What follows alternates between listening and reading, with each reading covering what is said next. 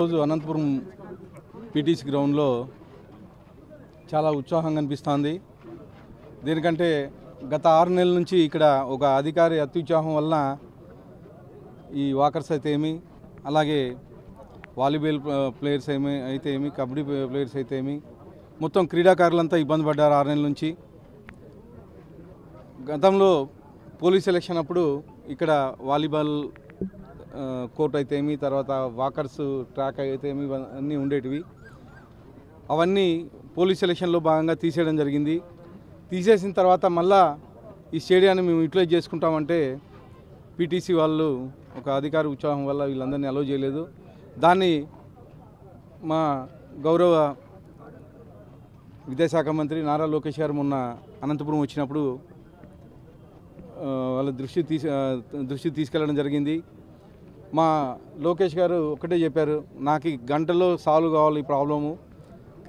దాదాపు 6 నెలల నుంచి హోమ్ మినిస్టర్ దగ్గరికి అందరి దగ్గరికి తీసుకెళ్ళినా కానీ ఇది ఇవాళ రేపు అని చెప్పేసి చెప్పడం జరిగింది.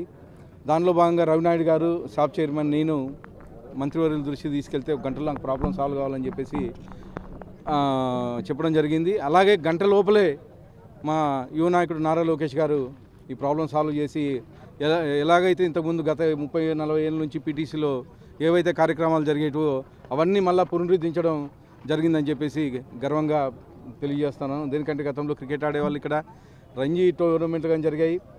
అలాగే గతంలో 10 ఏళ్ళ కిందట మా ముఖ్యమంత్రి నారా చంద్రబాబు నాయుడు వచ్చినప్పుడు దాదాపు 2 కోట్లు ఖర్చు పెట్టి శాప్ తరపున ఈ స్టేడియం ఆధునీకరించడం జరిగింది.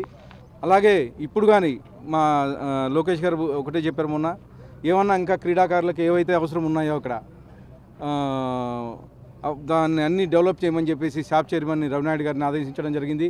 రవినాయుడు గారు కానీ అన్న అక్కడ ఏవైతే సమస్యలు ఉన్నాయో ఆ పీటీసీ గ్రౌండ్ వరకు మొత్తం అన్నీ తీసుకొచ్చేసి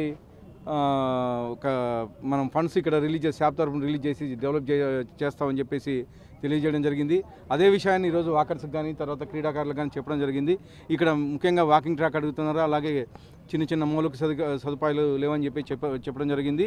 అవి కానీ త్వరలోనే మా మంత్రివర్యులు లోకేష్ గారి దృష్టికి తీసుకెళ్ళి అలాగే షాప్ చైర్మన్ గారి దృష్టికి తీసుకెళ్ళి ఇవి కానీ సాల్వ్ చేస్తానని చెప్పేసి తెలియజేయడం జరుగుతుంది.